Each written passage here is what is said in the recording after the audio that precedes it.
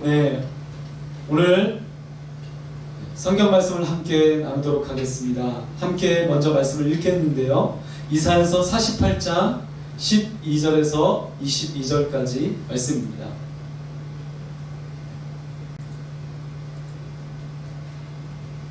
네, 이사야서 48장 12절에서 22절까지 말씀 다 함께 말씀을 찾아주시면 감사하겠습니다.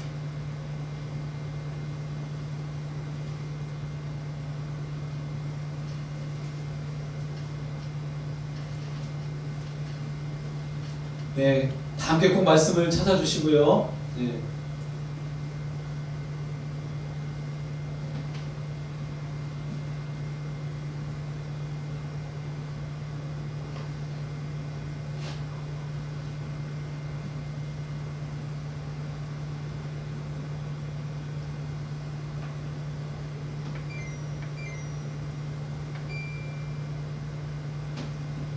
네, 다 함께 말씀을 찾으셨으면 함께 교독하시겠습니다. 네, 제가 먼저 한 절 읽고 그 다음 절 함께 읽어주시면 감사하겠습니다.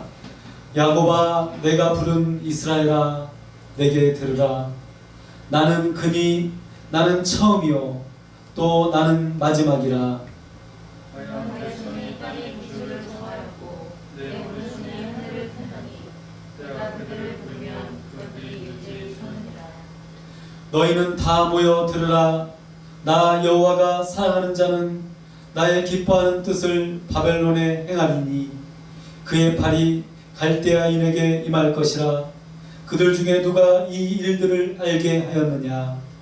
나도 내가 말하였고 또 내가 그를 부르며 그들을 인도하였나니 그들이 형통하리라. 너희는 내게 가까이 나와 이것을 들으라.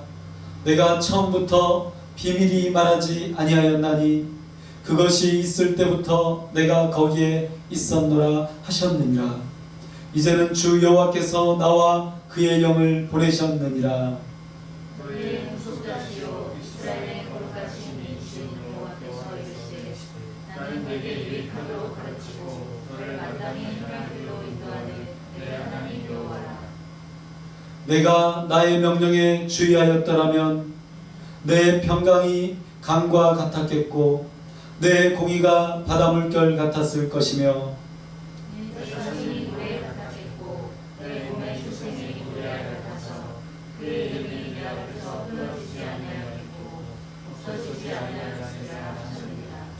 너희는 바벨론에서 나와서 갈대아인을 피하고 즐거운 소리로 이를 알게 하여 들려주며 땅 끝까지 반포하여 이르기를 여호와께서 그의 종 야곱을 구속하셨다 하라. 여호와께서 그들을 사막으로 통과하게 하셨는데 그들이 목마르지 아니하게 하시되 그들을 위하여 바위에서 물이 흘러나게 하시며 바위를 뚫게사 물이 솟아나게 하셨느니라. 함께 읽겠습니다. 여호와께서 말씀하시되 악인에게는 평강이 없다 하셨느니라. 아멘. 네, 오늘은 잠시 YTN 사이언스라는 이 방송에서 자율주행 자동차라는 이 영상을 방영했었는데요. 잠시 이 영상을 함께 시청하시고 이어서 계속해서 함께 말씀을 나누도록 하겠습니다. 바로 이 차가 서승호 박사팀이 개발한 자율주행차 스노버. 차량 곳곳에 우리에게 익숙하지 않은 장비들이 달려 있습니다. 그 위에 있는 센서가 라이다라고 하는데요. 이제 회전하면서 이제 레이저를 쏩니다. 이제 레이저를 쏴서 이제 반사되는 거 가지고 이제 주변에 3D로 이제 어떻게 생겼나를 살펴보고 있고요. 보통 그래서 이제 이런 라이다 센서하고 이제 옆이나 앞에 달리는 카메라 센서들을 이용해서 차선 변경할 때 판단 같은 걸 하게 되고요. 이 정도면 자율주행차의 눈이라고 해도 과언이 아닙니다. 이제 스스로 도심을 달릴 차례인데요. 여기 있는 크루즈 버튼에다가 연결을 해놨습니다. 이 시스템을. 그래서 이 크루즈 버튼을 누르면 자율주행이 돌입을 하게 되고, 여기 있는 캔슬 버튼을 눌러서 캔슬하게 되면 자율주행 해제가 되게 버튼을 세팅을 해놨고요. 그래서 이 버튼을 누르게 되면은 운전자가 핸들을 잡지 않아도 움직이기 시작합니다. 마치 사람이 운전하듯 능숙하게 돌아가는데요. 일정 속도를 지키며 차량 흐름에 자유롭게 어울립니다. 자율주행차의 시선으로 한번 볼까요? 저기 하얀 점은 라이더가 주변 상황을 이제 점으로 인식하는 장면을 표시한 거고요. 차 앞에 이렇게 파란 선으로 표시되어 있는 거는 다른 차들의 주행 방향을 예측하는 거예요. 위에 달린 이 라이다가 빛을 반사시켜 전방의 목표물과 거리를 감지하는데요. 주행 중 측면에서 갑자기 끼어드는 차량도 미리 라이더가 탐지해 차간 거리를 제어할 수 있도록 합니다. 그다음에 오른쪽은 카메라가 물체를 인식하는 장면을 표시한 거고, 전방과 사이드 미러에 달린 카메라들은 신호등 색깔까지도 구별하는데요. 현재 50m 안의 신호등 색깔은 100% 가깝게 구별이 가능한 수준입니다. 공사 중인 도로도 부드럽게 피해갈 수 있습니다.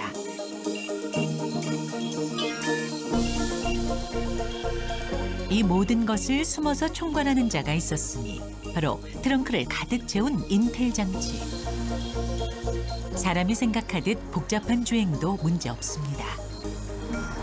비보호 좌회전 구간이거든요. 비보호 좌회전 같은 경우는 이제 오른쪽 왼쪽 차가 오는지 안 오는지를 보고 좌회전을 해야 되니까 이것도 상당히 어려운 기술입니다. 근데 이면도로 그런 상황들에서 이런 시내 도로에서 주행할 수 있는 기술은 굉장히 아주 고난도 기술이에요.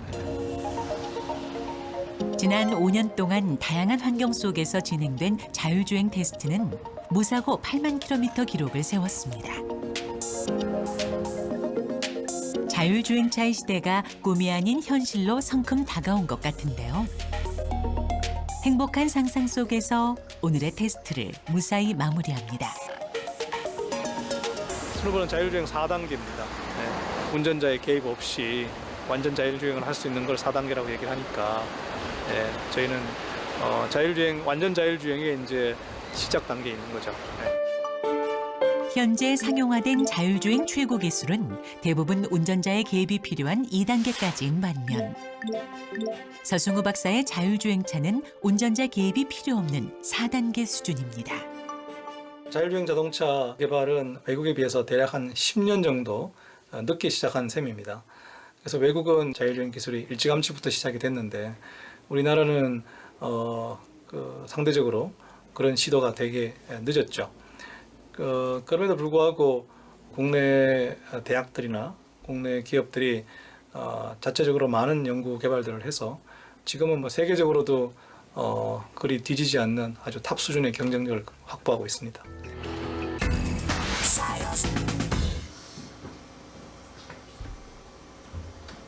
네, 여러분, 네, 자율주행 자동차 화면으로 보시니까 어떻습니까? 네, 뉴스의 보도를 보니까 미국에서는 이미 그런 자율주행 자동차를 타시는 분들도 있고, 또 심지어 그런 자율주행 자동차를 타다가 운전자가 그냥 자고 또 술 파티가 벌어지고 또 그러다가 또 사고가 나기도 하고 이런 뉴스도 접하게 됩니다. 여러분, 우리나라에도 보니까 이제 이런 기술들이 완전히는 아니지만 약간 어느 정도 3분의 1, 5분의 1이라고 할까요? 어느 정도의 그런 자율주행 기술들이 적용된 차들도 나오고 있다고 합니다. 네. 그래서 이런 영상들을 보면 어떻습니까? 네. 저도 자율주행 이 자동차 타고 싶습니다. 여러분 어떠시나요? 한 대씩 좀 타고 싶지 않으시나요? 네. 그래서 나중에는 이제 어떻게 될까요? 운전면허가 없어도 되는 시대가 올 거라고 그렇게 예측하기도 합니다. 면허가 없어도 그냥 앉아있으면 목적지만 딱 입력하면 알아서 가주기 때문이죠. 얼마나 좋습니까? 네. 그래서 저도 저런 차 한 대 타보고 싶습니다. 여러분, 우리는 편해지기 위해서, 그래서 저런 자동차 한번 사보기 위해서, 고가의 좋은 차 한번 타보고 싶어서 돈을 법니다. 그리고 그 돈으로 살 수 있는 편안함을 얻기 위해서 오히려 편안함을 포기하고 살아가고 있습니다. 여러분 좀 이상하지 않나요? 네. 편안하게 살기 위해서 편안함을 포기하고 살아가요. 네. 그게 어찌 보면 우리 인생의 딜레마가 아닌가 생각합니다. 어쩔 수 없는 삶의 굴레라고 말할 수 있겠죠. 그것은 어찌 보면 창세기에 말하고 있는 아담과 하와가 타락한 이후에 인간에게 주어진 어떤 그 노동의 굴레, 욕심의 굴레, 타락의 굴레, 이런 것들이 아닌가라는 생각까지도 해보게 됩니다. 네, 그래서 오늘 저는 편하다. 여러분 따라서 한번 해보실까요? 편하다. 네, 한번 옆 사람을 한번 얘기해 주세요. 아, 편하다. 네, 편하다라는 이 단어로 한번 생각을 해보려고 합니다. 우리가 진짜 편안한 삶을 살려면, 이것을 다시 바꿔서 평화로운 삶을 살려면 여러분 우리는 어떻게 해야 될까요? 네, 맞습니다. 네, 제가 한 주간 동안 보니까 제가 뭐 여러분을 만났는데, 네, 제가 만났던 분 중에 뭐 많은 분을 만난 건 아니지만 이 로또 이야기를 하시는 분을 여러 분 만났어요. 네, 뭐 저희 교회에 뭐 다니시는 몇몇 분들도 로또 이야기를 하시더라고요. 네. 여러분 정말 우리가 편안한 삶을 살려면 어떻게 하면 좋겠습니까? 로또 한 방 맞으면 정말 왔다겠죠? 네, 모르겠어요. 로또 한 번 맞으면 뭐 다 끝나는 것인지, 진짜 편안해지고 평화로운 삶을 살 수 있을 것인지 저는 잘 모르겠습니다. 그것에 대해서 오늘 말씀으로 한번 우리가 생각해보고 말씀으로 나아가도록 하겠습니다. 자, 우리가 12절과 13절 말씀 함께 다시 한번 집중해서 읽어보면요, 우리가 어떤 하나님의 의도가 여기에 깃들어 있는지, 이사야는 무엇을 말하고 있는지 우리가 한번 찾아볼 수 있을 것 같습니다. 함께 읽겠습니다. 시작. 여호와 내가 부르는 이스라엘아 내게 들으라. 나는 그니 작은 지통이요 또 나는 하나님이라. 과연 내 소리 땅의 입술을 정하였고 내 노릇이 하늘을 떠나리. 내가 그를 부르면 그것들이 이제 일어납니다. 네, 여러분 12절과 13절에서 지금 말씀하고 있는 것은 무엇입니까? 저는 지난주에 나눴던 1절에서 11절까지의 그 내용 중에 아주 중요한 내용이 1절과 2절에 있다고 생각합니다. 그래서 다시 한번 이 내용을 소개해 드립니다. 여러분 제가 이렇게 그림을 하나 그려서, 제가 그린 건 아니고요, 파워포인트로 그렸어요. 이걸로 그려서 지금 몇 개 단어를 보여드리고 있는데, 이스라엘이라 불리는 사람들, 그리고 유다의 혈통, 유다의 허리에서 나온 사람들, 그리고 맹세, 여호와의 이름으로 맹세하는 사람들, 예배, 철저히 하나님을 기념하는, 예배하는 사람들, 그리고 어떤 출신임을 자랑하나요? 나는 거룩한 성 출신이야, 이스라엘 출신이야, 이렇게 자랑하는 사람들, 그리고 만군의 하나님만 의지한다고 말하는 사람들. 여러분 이 사람들이 어디에 등장하고 있습니까? 1절과 2절 말씀에 등장하고 있습니다. 지금 그 사람들을 향해서 말하고 있는 그 내용들이 쭉 연결되고 있으니까요, 그것을 기억하고 우리가 1절과 2절을 기억하고 12절과 13절 말씀을 다시 한번 연결시켜서 보아야 됩니다. 하나님이 부르고, 하나님께서 직접 부르고 하나님에 의해서 기적으로 이루어진 민족, 그래서 이스라엘이라 불리고 그것을 자랑스러워하는 이들, 하나님을 잘 알고 있다고 생각하며 열심으로 종교생활을, 신앙생활을 하는 이들, 이 사람들의 가장 큰 문제는 여러분 무엇입니까? 난 놓고 기억자도 모른다는 것입니다. 이사야에 의하면 지금 하나님께서 이사야 선지자에게 계속해서 신호를 주시고 메시지를 주시고 이걸 전달해라, 이렇게 말해라 라고 계속해서 말씀하고 계시는 것은 무엇입니까? 니네들 그렇게 종교심으로 그렇게 열심히 지금 살아가고 있는데, 그렇게 자랑하고 막 출신을 자랑하고 하나님의 민족이라고 이렇게 떠벌리고 다니는데 너희들 난 놓고 기억자도 모르고 있거든. 니네들이 아는 게 도대체 뭐야? 니네들이 나를 알기는 알아? 여러분, 지금 그렇게 말씀하고 계신다는 것입니다. 그들은 하나님을 열심히 믿고 있는데, 그렇게 자랑하고 있는데, 정작 기초를 정하신 13절 말씀에 나와 있죠. 과연 내 손이 땅의 기초를 정하였고 내 오른손이 하늘을 폈나니. 땅의 기초를 정하신 하나님, 하늘을 펴신 하나님. 여러분, 이 창조주 하나님을 지금 누가 모른다는 것입니까? 그들이 그렇게 자랑하는 이 이스라엘 백성들이 모른다는 거죠. 그렇게 하나님을 기념하고 예배하고 찬양하고 제사드리고, 그렇게 그 길거리에서 정말 말씀을 묵상하고 암송하고 기도하기를 즐겨하는 자들, 성전에 나아가기를 기뻐하는 자들, 여러분, 이들이 지금 어떤 상태라고요? 난 놓고 뭣도 모른다고요? 기억자도 모른다는 것입니다. 그래서 여러분, 두 번째로 제가 말씀드리려고 하는 것은 바로 이것입니다. 그들의 혈통과 맹세와 출신과 예배를 보면, 그들이 주장하는 그 모습을 보면 분명히 하나님을 알고 있는데 왜 그들은 기초적인 하나님의 일하심을 알지 못하고 있다는 것일까요? 왜 하나님은 그렇게 말씀하고 계시는 것일까요?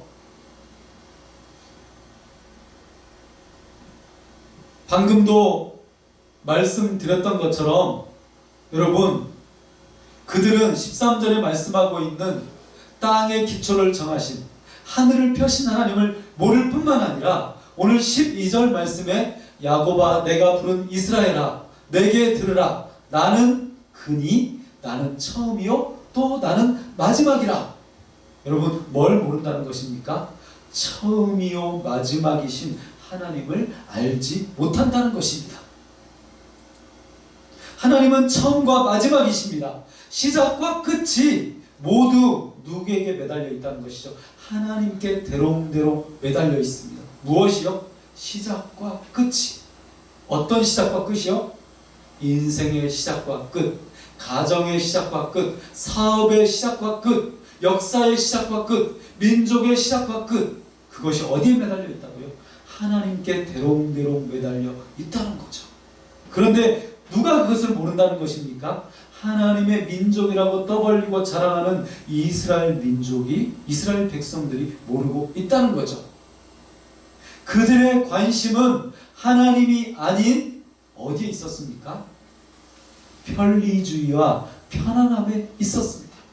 그래서 이사야서를 우리가 계속해서 지금까지 나눠왔는데, 여러분, 제가 지지난주 또 지지난주 계속해서 강조해서 말씀드렸던 거 기억이 나시나요? 그들의 모습은 어떠했는가? 이방인과 똑같았다는 것입니다. 이방인들이 우상 숭배를 하는 것처럼 그들이 그들의 욕심과 그들의 만족을 위해서, 그들의 돈을 위해서, 그들의 우상을 위해서 살았던 것처럼 똑같이 살았다는 것입니다. 바로 이것이 편리주의이고 편안함에 물든 이스라엘 백성들의 모습이라는 것입니다. 그래서 그들의 시작에도 그들의 끝에도 무엇이 사라지기 시작했습니까? 하나님이 사라지기 시작했다는 거죠.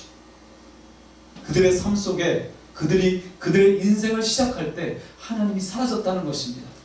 그들이 잠들 때 그들의 끝에도 하나님이 사라지기 시작했다는 거죠. 그래서 그들의 믿음은 삶이 아니라 종교가 되어버린 것이 틀림이 없다는 것입니다. 그냥 종교 생활만 했지 삶 속에서 하나님이 사라지기 시작했다는 거죠. 그래서 하나님은 이스라엘아 내게 들으라, 12절에 이스라엘아 내게 들으라, 나는 그다, 나는 처음이요 나는 마지막이다 라고 이렇게 말씀하고 계시다는 것입니다.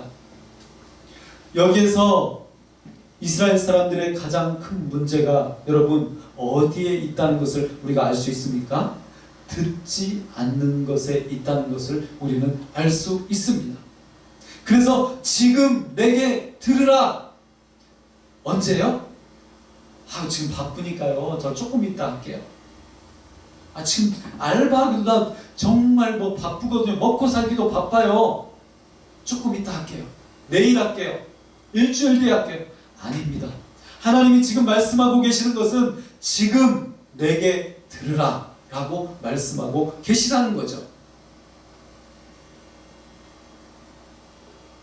사랑하는 여러분, 결국 지금 여기서 당장 듣지 않는다면 과거의 흔적과 믿음은, 우리가 그렇게 자랑하고 떠벌리는 과거에 내가 이랬는데, 과거에 내가 기도 좀 했거든, 내가 봉사 많이 했거든, 그때는 내가 하나님께 정말 헌신했거든. 여러분, 그렇게 주장해봤자 아무 쓸모 없다는 것입니다. 우리는 그것을 반드시 기억해야 합니다. 자, 그러면 두 번째로 말씀을 보도록 하겠습니다. 14절과 15절 말씀입니다. 우리가 함께 말씀을 읽도록 하겠습니다. 함께 읽겠습니다. 시작. 나 여호와가 사랑하는 자는 나의 기뻐하는 뜻을 바벨론에 행하리니 그의 팔이 갈대아인에게 임할 것이라. 그 중에 누가 이 일들을 알게 하였느냐. 나도 내가 말하였고 또 내가 그를 부르며 그를 인도하였나니 그들이 형통하리라. 여러분, 두 번째로 하나님께서 이사야 선지자를 통해서 말씀하고 있는 것은 무엇입니까? 제가 일부러 좀 쉬운 속담이나 이런 사자성어, 좀 이 격언들을 가져와 봤습니다. 등하불명입니다. 등하불명. 뭐죠? 등잔 밑이 어둡다는 거죠. 물론 이 말은 여러 경우에 쓰이기도 하지만, 등잔 밑이 어둡다는 이 속담은 바로 눈앞에 해결책이 있는데도, 가장 가까이에 해결책이 있는데도 가까이 있는 것을 보지 못한다, 알아채지 못한다, 그런 어리석음을 말하는 것입니다. 그래서 14절 말씀에 나 여호와가 사랑하는 자는 나의 기뻐하는 뜻을 바벨론에 행하리니 라고 이렇게 말씀하고 있는데요. 여러분, 우리가 그냥 이 말씀을 읽으면 그렇구나, 하나님을 사랑하는 자는 바벨론에 하나님이 기뻐하시는 뜻을 행하는 사람이구나, 이렇게 우리가 생각할 수 있습니다. 그런데 다른 번역 성경으로 보세요. 표준 세번역 성경에 이렇게 번역해 놓고 있습니다. 주께서 그를 사랑하시니 그가 바빌론을 공격하여 주의 뜻을 이루어 드리고 그의 능력을 바빌로니아 사람 앞에서 드러낼 것이다. 여러분, 한번 같이 읽어볼까요? 한번 같이 읽어봐 주세요. 화면에 보이시니까요. 자, 시작. 그래서 그를 사랑하시니 그가 바벨론을 공격하여 주의 뜻을 이루어드리고 그의 능력을 바벨로니아 사람 앞에서 드러낼 것이다. 네, 원문의 의미를 저도 살펴보니까 표준 세번역 성경에서 번역하고 있는 이 번역이 원문에 가장 가까운 번역인 것 같습니다. 여기에서 무엇을 말하고 있나요? 나 여호와가 사랑하는 자, 누구를 말하고 있죠? 주님이 그를 사랑하시는 사람입니다. 그가 그런데 어떤 일을 한다고요? 바벨론을 공격해요. 그래서 주의 뜻을 이루어드려요. 여러분, 이게 누구입니까? 지금까지 말씀을 들어오신 분들은 아시겠죠? 누구죠? 누구입니까? 놀랍게도 여러분, 이스라엘 사람이 아닙니다. 이 사람은 하나님을 믿는 사람이 아닙니다. 우리가 계속해서 말씀을 나누었던 것처럼 바로 어디죠? 바로 페르시아에서 나타나고 있는 그 한 사람을 말하고 있습니다. 지금 이스라엘이 보지 못하는 등하불명의 어리석음은 무엇입니까? 하나님은 역사 속에서 하나님의 영광을 위해 한 사람을 준비하고 계시다는 것입니다. 그 사람은 누구인가요? 아까도 말씀드렸던 것처럼 아직 역사 속에 등장하지도 않은 페르시아의 고레스 왕입니다. 지금 이사야 선지자가 그 이야기를 하고 있는 것입니다. 니네들 하나님 잘 믿는다고 말했잖아. 잘 안다고 이야기했잖아. 하나님의 뜻을 잘 발견했다고 그렇게 이야기했잖아. 하나님의 뜻대로만 살고 있다고 말했잖아. 그런데 에헤이, 아무것도 모르네?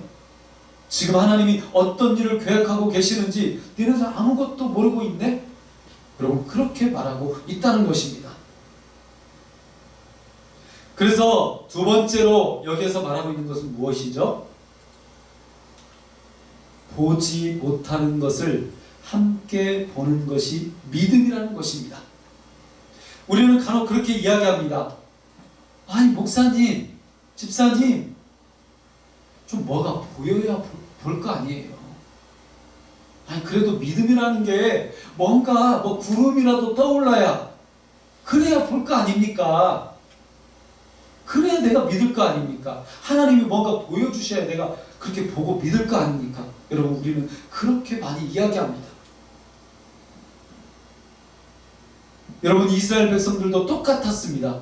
그들은 페르시아의 고레스 왕을 들은 적도 본 적도 없으니 어떻게 이 이사야의 이 황당한 예언을 믿을 수 있겠습니까?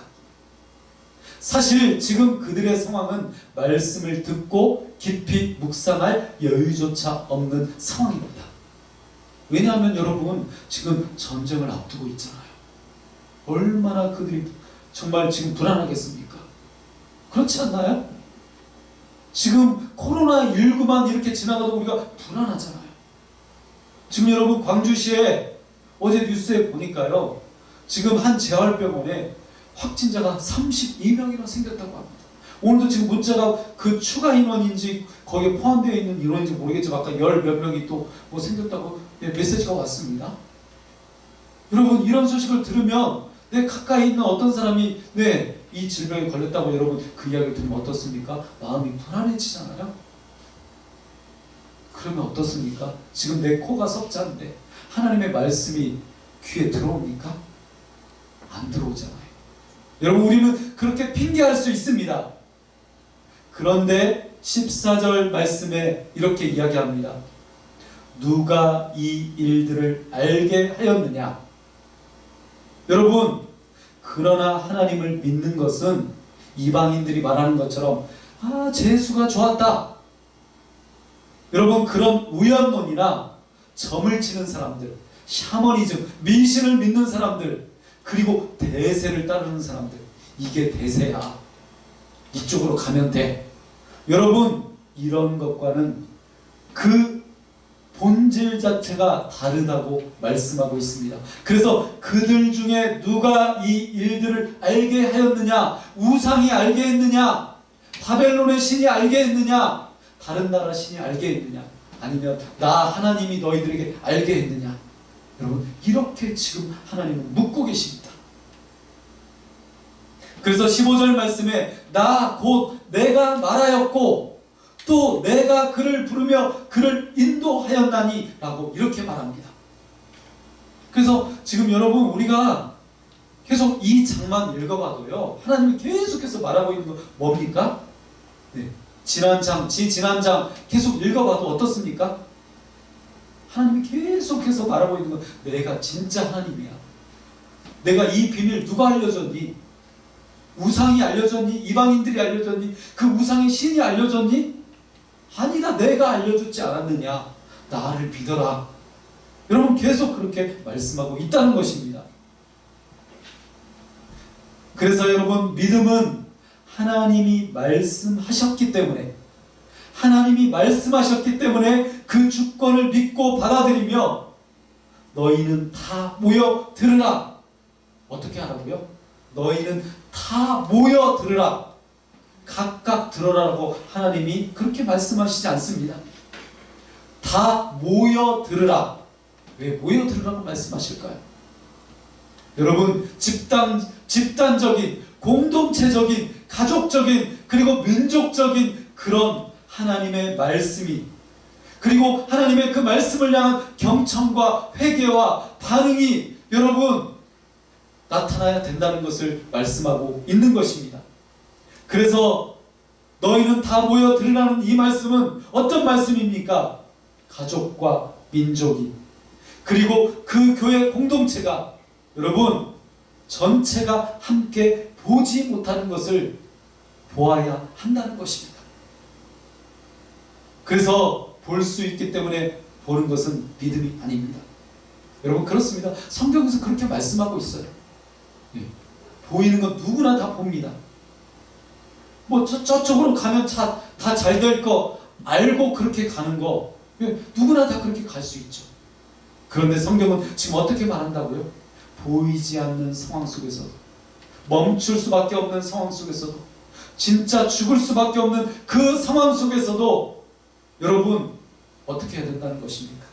하나님의 메시지를 보고 하나님의 메시지를 알 수 있어야 된다는 것입니다. 믿을 수 있어야 된다는 것입니다. 다 모여서 함께 들어야 된다는 것이죠. 여러분, 이 은혜가 여러분의 가정 가운데, 그리고 교회 공동체 가운데, 우리 민족 가운데 임하여 주시기를 간절히 축원합니다. 마지막 세 번째로 말씀을 보도록 하겠습니다. 18절과 19절 말씀 우리가 함께 읽도록 하겠습니다. 함께 읽겠습니다. 시작.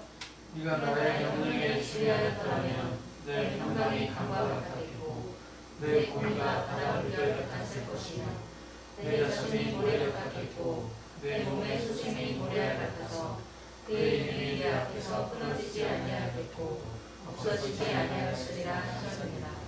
여러분, 세 번째로 말씀드리는 것은 소기의 경익기입니다. 네. 한자로는 우이독경이라고 이야기합니다. 네. 소기의 경익기. 무슨 이야기죠? 밭을 가는 짐승인 소에게 아무리 좋은 말을 들려주고 계속해서 읽어줘도 소는 절대 그 말을 알아듣지 못합니다. 여러분 그렇죠?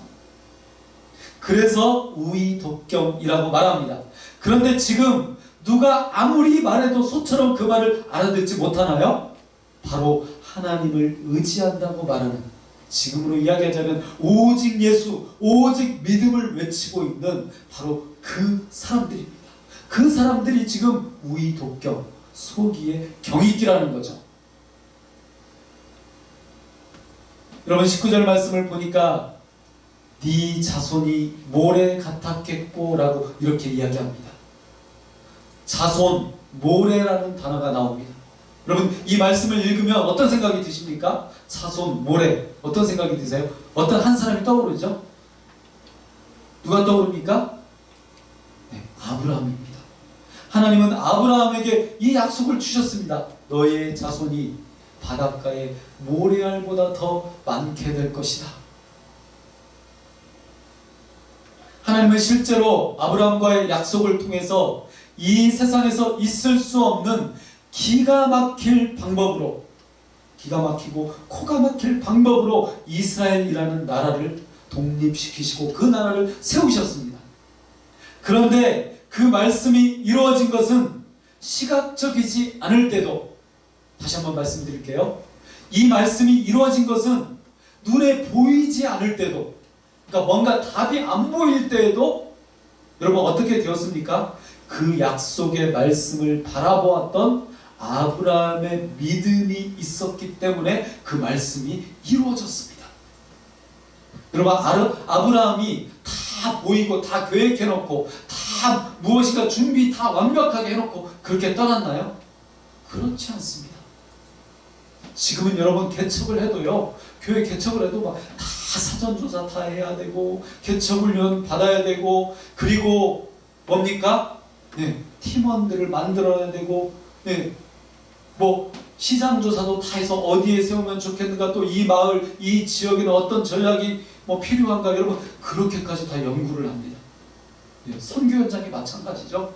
네, 얼마나 철저하게 훈련합니까? 그렇죠? 타문화 선교 훈련도 하고 언어 훈련도 하고 뭐 여러 가지 뭐 적응 훈련도 하고 많은 준비를 합니다. 여러분 우리는 그렇게 준비해서 가지고 그것이 나쁘다는 것이 아니고요, 준비를 안 해야 된다는 것이 아니고요, 아브라함은 그러면 어떻게 했냐는 거죠. 여러분 그렇지 않았습니다. 아브라함은 아무것도 보이지 않았는데도, 네, 아무것도 준비되지 않았는데도 하나님의 말씀만 바라보고 떠났습니다. 그래서 네 자손이 모래 같았겠고 라는 이 말씀은 우리들에게 무엇을 말해주고 있습니까? 우리들이 시각적으로 보이지 않을 때도, 내 앞에 내 눈으로 볼 때 절대 가망이 없어요. 소망이 없어요. 희망이 없어요. 절망뿐이에요. 그런데 그때 어떻게 해야 됩니까? 말씀이 내 안에 역사해야 되죠. 내가 그 말씀을 받아들여야 되죠. 그 말씀을 받아들여서 내 눈은, 여러분, 내 앞에 아무것도 안 보여도 내 눈은 그것을 바라볼 수 있어야 됩니다. 그것이 진짜 믿음입니다. 그래서 두 번째로 말씀드리는 것은 18절에 있는 말씀입니다. 네가 나의 명령에 주의하였더라면. 네, 다른 번역 성경으로 이 말씀을 18절 말씀을 읽어드리겠습니다. 표준 세번역 성경에 네가 나의 명령에 귀를 기울이기만 하였어도 네 평화가 강같이 흐르고 네 공의가 바다의 파도같이 넘쳤을 것이라. 여러분, 어떻게 했더라면요? 네가 나의 명령에 귀를 기울이기만 하였어도. 사랑하는 여러분, 우리의 인생과 삶에 평화가 임하고 그리고 공의가 넘치게 되는 것은, 여러분, 우리가 그것에 도움을 받기도 하지만 여기서 말하고 있는 것은 무엇입니까? 우리가 도움을 받기를 원하는 그 돈, 그 환경 때문이 아니라고 말씀하고 있습니다. 네, 우리는 돈이면 다 해결될 것이라고 생각해요. 지금도 누구나 마찬가지입니다. 수많은 그리스도인들이, 여러분, 사실 믿음으로 기도하는 건 무엇입니까? 하나님, 나에게 돈 좀 주세요. 돈 주면 더 잘 예배하고 더 잘 믿고 다 잘할 수 있거든요. 여러분, 돈이 필요해서 하나님께 기도하고 돈이 필요해서 하나님께 예배하고 돈이 필요해서 하나님께 나아가고 있지는 않습니까? 저는 저를 포함해서 이 시대의 모든 사람들이 그 돈이라는 신을 좇고 있다는 생각을, 아무리 제가 변명하려고 해도 그것을 변명할 수 없을 것 같습니다. 오늘 그래서 이 말씀에서 네가 나의 명령에 귀를 기울이기만 하였어도 라는 이 말씀은 결코 환경과 상황에 따라, 그 돈에 따라 우리의 삶이 달라지지 않는다는 것입니다. 그래서 마지막으로 이 18절 말씀을 보겠습니다. 나의 명령에 주의하였더라면. 여러분, 여기에서 명령, 주의, 이 두 단어를 살펴보려고 합니다. 여기에서 그냥 딱 한 단어만 살펴보겠습니다. 주의. 주의라는 단어입니다. 이 주의라는 단어는 영어 번역 NIV 성경을 보니까 attention이라는 단어입니다. 따라서 한번 해보실까요? attention. 제가 사실은 좀 혀를 굴려서 연습을 했는데 직접으로 이렇게 할 때는 이게 좀 안 돼요. 좀 쑥스러워요. attention이라는 단어인데요. 이 attention이라는 단어는 어떤 뜻을 가지고 있습니까? 관심, 주의, 이런 뜻을 가지고 있습니다. 그래서 뭐 주의하다, 조심하다, 막 이런 뜻도 있지만, 관심을 가지다, 이런 뜻도 있다는 거죠. 그래서 이 attention이라는 이 주의라는 단어는, 여러분, 결국 주의를 기울인다는 것은 무엇을 말하는 것입니까? 관심을 둔다는 것입니다. 무슨 말이죠? 쉽게 얘기해서 내가 무엇인가 막 집중하고 있다면 거기에 관심을 가질 수밖에 없다는 거죠. 남자친구를 사귀입니다. 여자친구와 막 연애를 합니다. 그럼 누구에게 관심을 가집니까?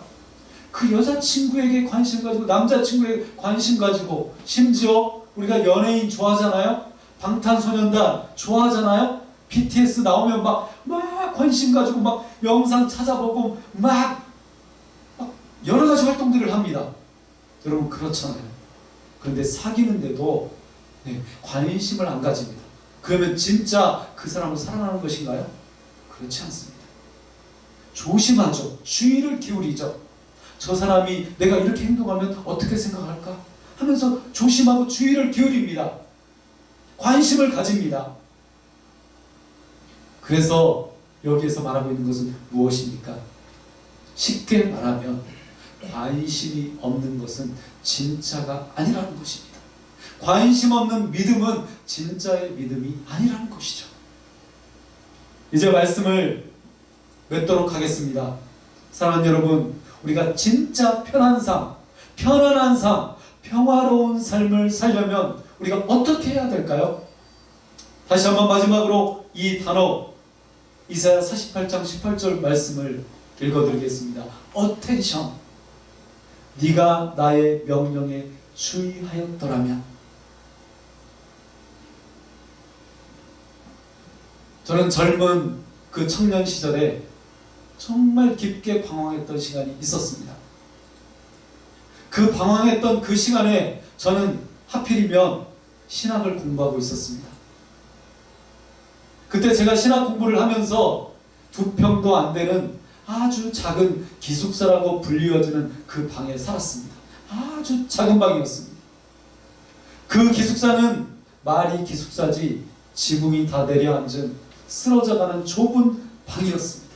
그래서 어떤 전도사님이 거기를 와보더니 여기를 딱 보고, 아니 우리나라에도 아직 이런 집이 있었어, 이런 방이 있어서 내가 필리핀에 가봤는데 필리핀에도 이런 방은 없는 것 같은데, 그런 이야기를 하셨습니다.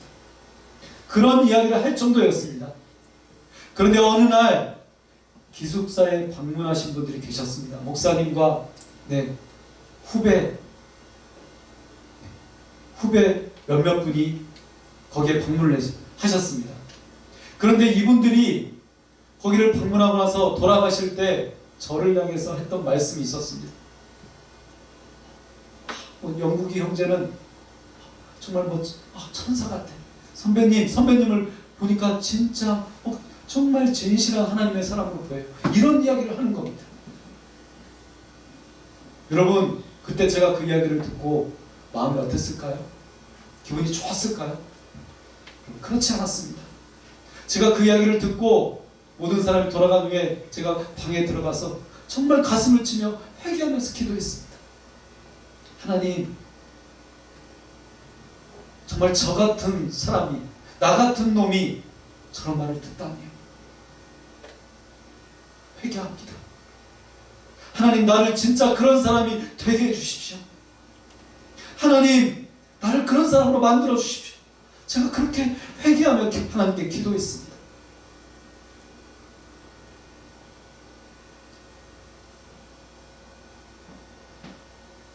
정말 제가 그때 너무나 간절히 기도했던 그 생각이 지금도 뚜렷하게 그렇게 기억에 남습니다. 사랑하는 여러분, 그런데 지금 생각해보니 그 당시에 제가 그렇게 힘들었을 그 당시에 저의 관심은 그래도 오직 하나님께 있었습니다. 저는 아무것도 없었기 때문에 오직 하나님을 찾았습니다. 하나님만 찾았습니다. 아침에, 점심에, 저녁에도 저의 관심은 오직 말씀과 기도에 있었습니다.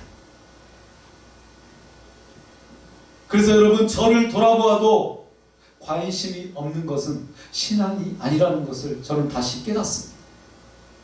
관심이 없으면 신앙이 아닙니다.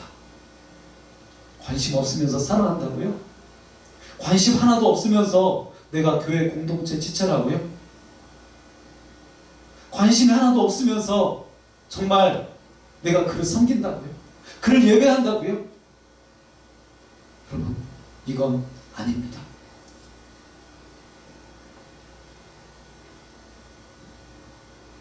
여러분, 그러므로 무엇보다 나의 관심이, 여러분의 관심이 어디에 있는지 확인하십시오. 바로 말씀에 대한 여러분의 관심이, 하나님에 대한 여러분의 관심, 그리고 십자가와 그리스도에 대한 여러분의 관심, 교회 공동체에 관한 여러분의 관심이 바로 신앙입니다. 여러분의 관심이 여러분의 신앙을 말해주고 있습니다. 사랑하는 여러분의 관심이 놀라운 신앙이 되시기를 예수 그리스도의 이름으로 간절히 축원합니다. 함께 기도하겠습니다.